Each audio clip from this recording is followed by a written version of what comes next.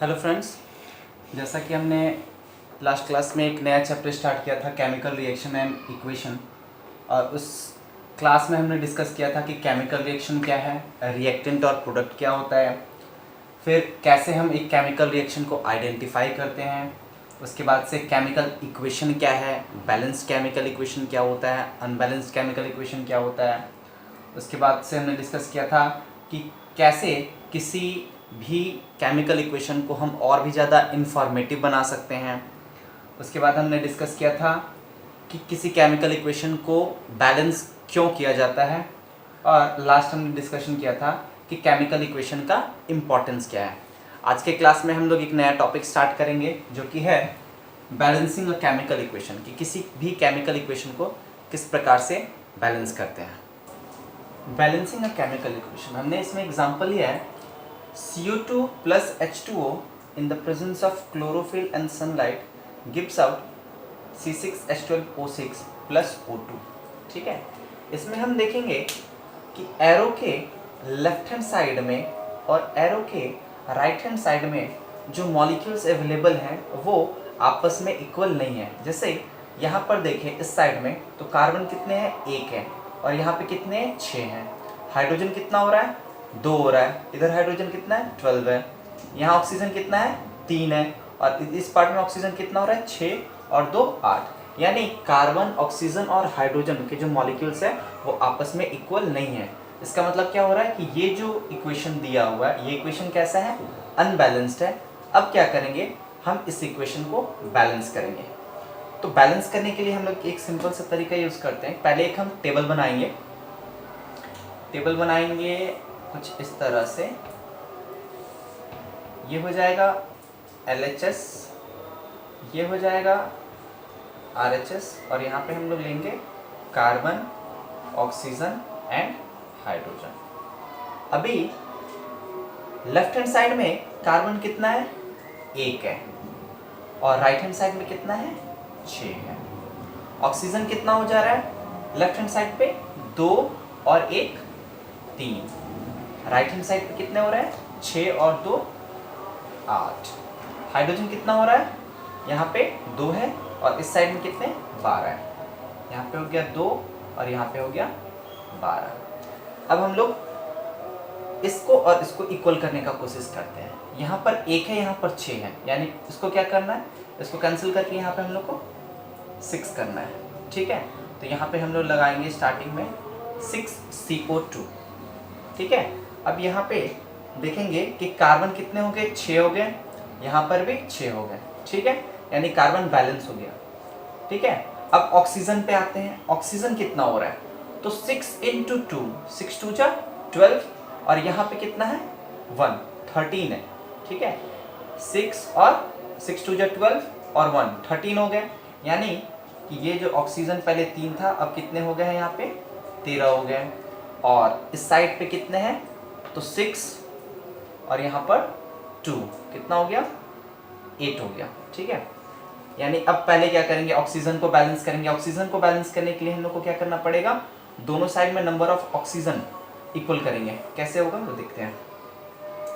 6 2 जा 12 हो गया, और यहाँ पे अब यहाँ पे हम लोग क्या करते हैं, 6 लगाते हैं। ठीक है, 6 2 जा 12 ऑक्सीजन यहाँ पे हो गया, और 6 यहाँ पे हो गया, यानी 12 और 6 टोटल कितने हो गए, 18 हो गए। ठीक है, यहाँ पर कितना हो रहा है, 6 है, और यहाँ पे 2 है, यानी 8 हो गया। और इधर में कितना हो रहा है, एक 6 हम लोग यहाँ पे प्लेस कर देते हैं।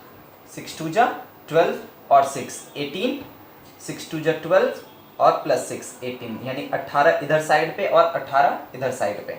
ठीक है, यानी कि अब हमारा जो ऑक्सीजन है वो दोनों तरफ कितने हो चुके हैं, 18 और 18। ठीक है, कार्बन बैलेंस्ड है, ऑक्सीजन भी बैलेंस्ड है। अब बारी है हाइड्रोजन की।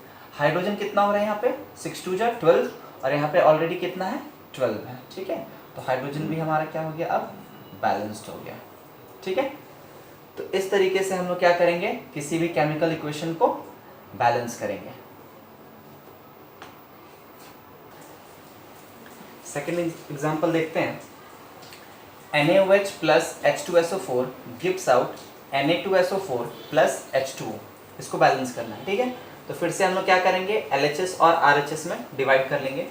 तो लेफ्ट हैंड साइड में Na कितना है, 1 है, और राइट हैंड साइड में कितना है, 2 है। ऑक्सीजन कितना है LHS पे, 5 है, RHS पे भी 5 है। ऑक्सीजन यहाँ 1 हो गया और यहाँ 4, 5 हो गया, यहाँ पे 4 और वहाँ 1, 5, यानी कि ऑक्सीजन भी बैलेंस्ड है ऑलरेडी, ठीक है। हाइड्रोजन कितना हो जा रहा है, तो हाइड्रोजन यहाँ पर 1 है और यहाँ पर 2, यानी टोटल 3, और इस साइड में कितने हैं, 2 हैं। सल्फर कितना हो रहा है, सल्फर यहाँ 1 है और इस साइड पे भी 1 है, यानी सल्फर भी बैलेंस्ड है। हम लोग अब क्या करते हैं, सबसे पहले Na को बैलेंस करते हैं। Na को बैलेंस करने के लिए क्या करना पड़ेगा, तो LHS में बढ़ाना पड़ेगा, इसको हम लोग क्या करेंगे, 2 कर देंगे, ठीक है। तो यहाँ पे आ गया 2 NaOH प्लस H2SO4, ठीक है।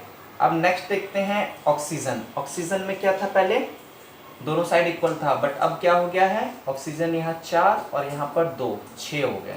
ऑक्सीजन कितना हो गया है, 6 हो गया, ठीक है। और RHS में ऑक्सीजन कितना है, यहाँ पर 4 और यहाँ पर 1, यानी इस जगह पे हम लोग को बढ़ाना पड़ेगा, यहाँ पे बढ़ा दिया गया। अब देखो 4 यहाँ पे और 2 यहाँ पे, 6 हो गए, ये भी बैलेंस्ड हो गया, ठीक है। नेक्स्ट चलते हैं हाइड्रोजन पे। हाइड्रोजन यहाँ पे कितना हो रहा है, 2 यहाँ और 2 यहाँ, 4 हो गए, यहाँ पर भी 2 और 2 4 हो गए, ठीक है। यानी कि इस पार्ट पे हो गए हैं 4 और इस पार्ट पे भी आ गए हैं 4, यानी हमारा हाइड्रोजन भी क्या हो गया है, बैलेंस्ड हो गया। नेक्स्ट है सल्फर। सल्फर कितने हो रहे हैं, सल्फर यहाँ पर 1 है और यहाँ पर भी 1 है, यानी ये ऑलरेडी बैलेंस्ड है, यानी कि ये इक्वेशन अब हमारा क्या हो गया, बैलेंस्ड हो गया है। 2 NaOH plus H2SO4 gives out Na2SO4 plus 2H2O, ठीक है। बुक में बहुत सारे एग्जाम्पल्स दिए हुए हैं, आप उसको प्रैक्टिस करोगे तो बहुत आसानी से ये चीज़ हो जाएगा। यानी केमिकल इक्वेशन को बैलेंस करना बहुत ही सिंपल है, आप जितना ज़्यादा प्रैक्टिस करोगे आपके लिए उतना ही अच्छा है। नेक्स्ट टॉपिक देखेंगे, टाइप्स ऑफ केमिकल रिएक्शन। हमने पहले पढ़ा था कि केमिकल इक्वेशन क्या होता है, अब उससे आगे पढ़ेंगे कि केमिकल रिएक्शन कितने टाइप का होता है। तो सबसे फर्स्ट जो कैटेगरी है वो है कॉम्बिनेशन रिएक्शन।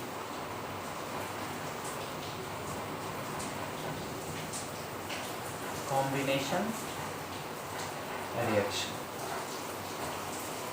यहाँ पे देखेंगे कि रिएक्शन जो है वो कैसा है, कॉम्बिनेशन। कॉम्बिनेशन का मतलब क्या होता है, जब 2 या 2 से अधिक चीज आपस में कॉम्बाइन करता है, मतलब कि ऐड होता है।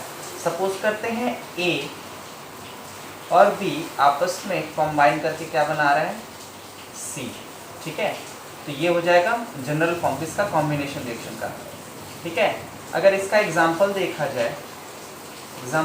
जाए तो ऑक्सीजन के साथ कॉम्बाइन करके क्या बनाता है, कार्बन डाइऑक्साइड। तो यहाँ पे देखने वाली बात है कि कार्बन और ऑक्सीजन आपस में क्या हो रहा है, कॉम्बाइन कर रहे हैं, दोनों का एडिशन हो रहा है, ठीक है।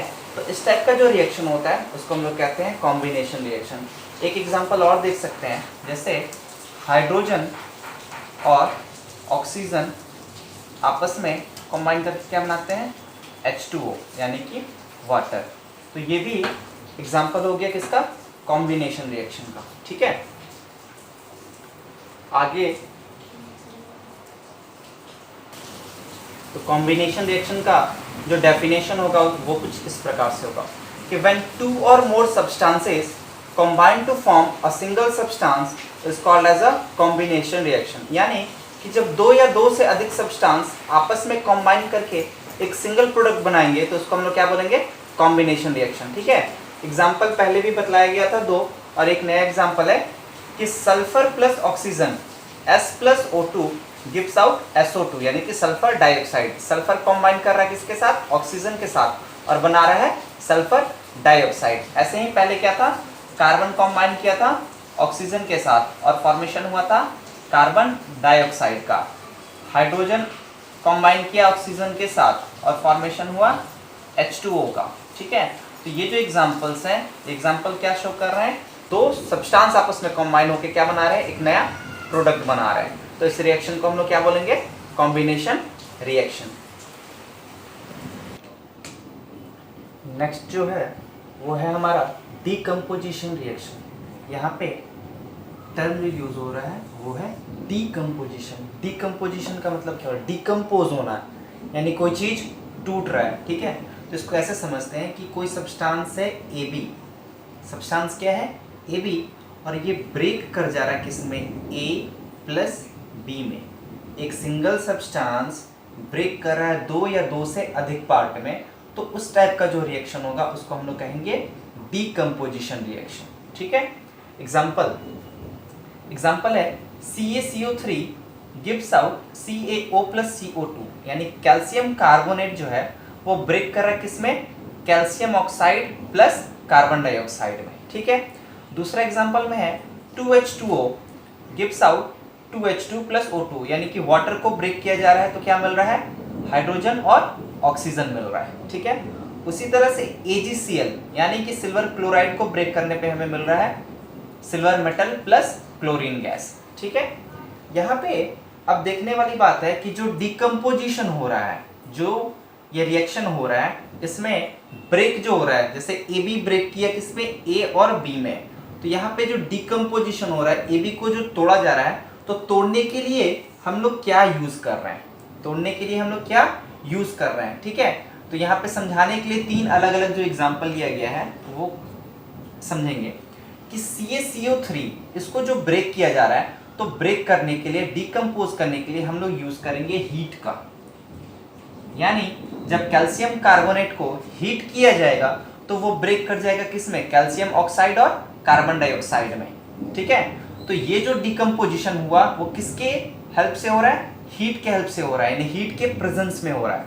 तो इस टाइप का जो डिकम्पोजिशन रिएक्शन होगा इसको हम लोग कहते हैं थर्मल डिकम्पोजिशन रिएक्शन। क्या हो जाएगा? थर्मल डिकम्पोजिशन रिएक्शन, ठीक है। यानी डिकम्पोज तोड़ने के लिए हमने क्या यूज किया है? हीट यूज किया है।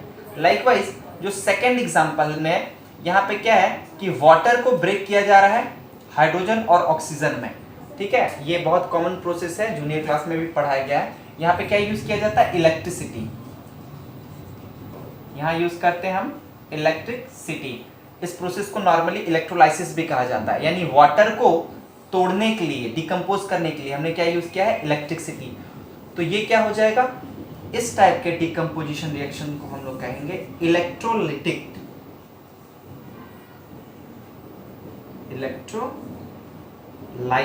या फिर इलेक्ट्रोलाइटिक डिकम्पोजिशन रिएक्शन, ठीक है। लास्ट जो है यहाँ पे क्या है? AgCl सिल्वर क्लोराइड, इसको ब्रेक करने के लिए हम लोग क्या यूज करते हैं? लाइट, यानी ये बहुत ही इंपॉर्टेंट रिएक्शन है कि जो सिल्वर क्लोराइड है ये सनलाइट के प्रेजेंस में, यानी कि कोई भी अगर लाइट इस पे पड़ेगा, सिल्वर क्लोराइड पे कोई लाइट पड़ेगा तो ये क्या हो जाएगा? ब्रेक कर जाएगा किसमें? सिल्वर और क्लोरीन गैस में। इसलिए इस चीज को कभी भी लैब में रखा जाता है तो कलर्ड बॉटल्स में रखा जाता है ताकि ये लाइट से दूर रह सके, ठीक है। यहाँ पे AgCl सनलाइट के प्रेजेंस में क्या हो रहा है? डिकम्पोज कर रहा है किसमें? सिल्वर और क्लोरीन में, ठीक है। तो यहाँ पे अवेलेबिलिटी किसकी है? सनलाइट की है। तो इस टाइप का जो रिएक्शन होगा इसको हम लोग कहेंगे फोटोलाइटिक डिकम्पोजिशन। फोटोलाइटिक डिकम्पोजिशन, ठीक है। एक बार फिर से रिवाइज करते हैं इस पॉइंट को। डिकम्पोजिशन रिएक्शन मींस क्या होता है कि जब एक सिंगल सब्सटेंस ब्रेक करके दो या दो से अधिक सब्सटेंस को फॉर्म करता है। When a single substance decompose और break to form two or more substances is called as a decomposition reaction. Example CaCO3 gives out CaO plus CO2। यहाँ पे डिकम्पोज करने के लिए हमने क्या यूज किया है? हीट यूज किया है, ठीक है। तो जब हम लोग डिकम्पोजिशन रिएक्शन में हीट यूज करेंगे तो इस रिएक्शन को क्या कहेंगे? थर्मल डिकम्पोजिशन, ठीक है। अगर हम लोग डिकम्पोजिशन के लिए इलेक्ट्रिसिटी का इस्तेमाल करेंगे तो डिकम्पोजिशन रिएक्शन कैसा हो जाएगा? तो इलेक्ट्रोलाइटिक डिकम्पोजिशन। और अगर हम लोग लाइट को यूज करेंगे तो डिकम्पोजिशन रिएक्शन का नाम क्या हो जाएगा? Photolytic decomposition.